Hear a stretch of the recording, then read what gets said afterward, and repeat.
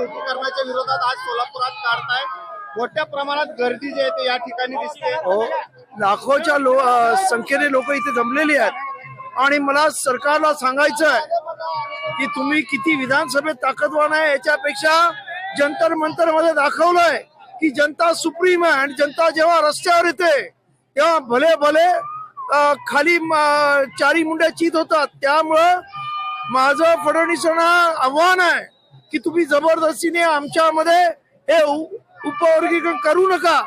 लोकांचा राग वाईट आहे आणि त्यामुळं सरकारने हे उपवर्गीकरण थांबवावं। पदर समितीचा अहवाल तो बंडल करून रद्दीत टाकावा ही आमची मागणी आहे।